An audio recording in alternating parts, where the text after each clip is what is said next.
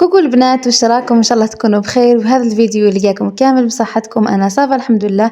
كيما راكم تشوفوا اليوم جيت نشارككم بهذه التحفه وهذه البنه لعشاق الفراز. راح تعجبكم بزاف تحليه الفراز بمقادير مضبوطه. قبل ما نبداو نرحب بالمشتركات جدد، نقول لكم مرحبا بكم، ان شاء الله يا ربي يعجبكم محتوى القناه. اللي مش مشتركات خليوا لي هذيك الابوني هكا باه يلحقكم كل جديد، ودعموني بتعليقاتكم باه نتحفز نزيد لكم فيديوهات. شوفوا لي كيفاه تجي الداخل، تجي بزاف بنينه ومشربه. نبداو مع الوصفه على بركه الله. واش نحتاجو فيها؟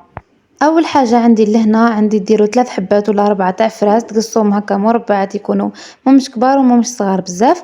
لهنا عندي هذا جبن طبيعي، عندي 2 ياغورت ذوق الفراز، عندي نص كاس حليب بارد، كاس غبرت شونتي، وعندي لي بودوار هذو تاع ذوق الفراز. عندي سارسو اللي حنخدم فيه هذا المدور، تحبوا ديروا ما في يكون عندكم كاري عادي. والحليب باه نشرب لي بودوار تاعي. اول حاجه راح نبدا بلا كريم. حنحط في ريسيبيون هذه الكاس تاع غوبرت شونتي، راح نضيف عليها نص كاس حليب يكون بارد، نضيف عليها 2 علب تاع ياغورت ذوق الفراز، وراح نضيف عليها علبه تاع فرماج ريجيم هكا باه تنقص لنا الحلاوه في لا كريم تاعنا.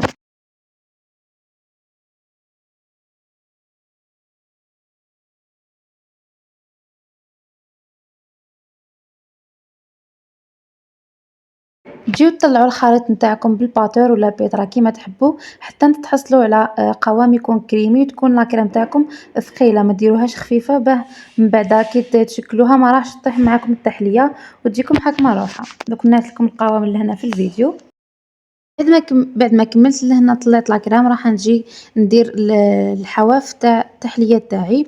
نجيب لي بودوار راح نحي لهم يعني من تحت نحي لهم كميه صغيره باه كي نوقف الحبه تاعي تاع البودوار راح توقف وما تطيحليش. دوك نعت لكم لهنا راح تقيسوا، تحطوا حبه وتقيسوا، ديروا يعني تكون قد هذا قد السارسو تاعكم، تنقصوا منها من تحت شويه برك بهذا الشكل. دوك نعطيلكم لهنا نحيو شويه من تحت هكا باه كي توقفوا الحبات تاعكم راح يجيكم متساويين وما يطيحوش. وهذو لي بودوار اللي يكونوا الحواف ما راحش تشربوهم بالحليب، حتحطوهم هكاك يعني بلا ما تشربوهم، توقفوهم على كامل الجوانب تاع السرسو تاعكم. ديروا من تحت شويه لا كريم هكا باه توقف معاكم الحبه وما تطيحش، يعني راح تساعدكم في الخدمه. خليت لكم الفيديو لهنا طويل وخليته راه واضح، يعني باه تعرفوا الطريقة كيفاه راح تخدموا. راح نكمل كامل هذا الجانب تاع السرسو كامل نعمرو بهذو لي بودوار.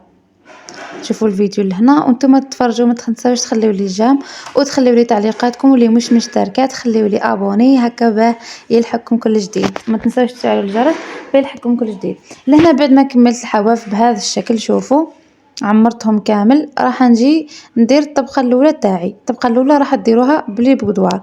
جبت لهنا الحليب، اللي ما يحبش الحليب يعني كيما تحبوا تخدموا سير ولا باه تشربوا الحبات تاعكم كيما تحبوا. لهنا راني نشرب فيها بهذا الحليب، وحندير كطبقه اولى لي بودوار، والطبقه الثانيه باه ندير لاكريم.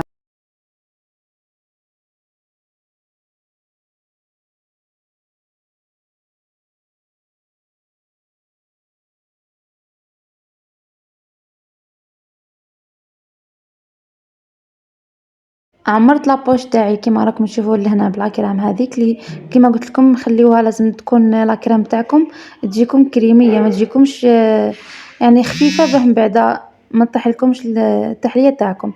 وتجيو لهنا تعدلوا الطبقه الاولى هكا فوق فوق هذوك لي بودوار اللي كنتو شربتوهم بالحليب، وتضيفوا لهنا فراز اللي هو اختيار، تحبوا حتى ديروها سامبل يعني ما فيهاش لداخل الفراز عادي كيما تحبوا. انا درت لهنا كميه هكا تاع فراز.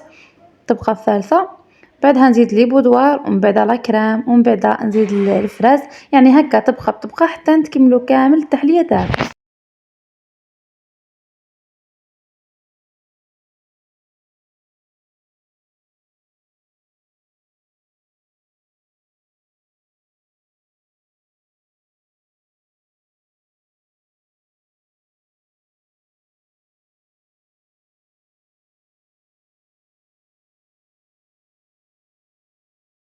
لهنا المرحلة الأخرى راح نجيو نخدمو مع بعضنا الطبقة الأخرى تاع الفراز.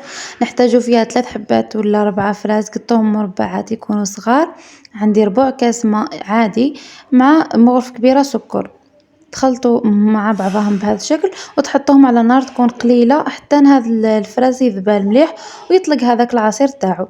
لهنا بعد ما خليته ذبل مليح حاولت يعني هكا رحيته غير بالمغرف يعني هبطته هكا باه يرجع ليه بهذا القوام. حطيته من فوق في التحلية تاعي بعد ما خليتها بردت شوي. اختياري تحبوا ما تخليوها هكا سامبل وديروا من فوق حبات تاع فراز ولا ديروا لها هكا فراز من الفوق وزينتها بثلاث حبات ولا زوج هكا تاع فراز وبهذا البابيون وهذه الدبلة. وهذه هي الوصفة تاع نهار اليوم، ان شاء الله يا ربي تنال اعجابكم. راح نعطيكم كيفاه تجي من داخل وتجي مشربة وتجي بزاف بنينة.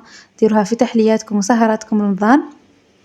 شوفوا لي كيفاه تجي من داخل، تجي مشربة ما شاء الله وتجي بزاف بنينة، خاصة اللي يحبوا الفراز راح تعجبكم بزاف. هذه هي الوصفة تاع نهار اليوم البنات، ان شاء الله تنال اعجابكم. نتلاقاو في وصفات اخرى فيديوهات باذن الله. تهلاو في رواحكم، سلام.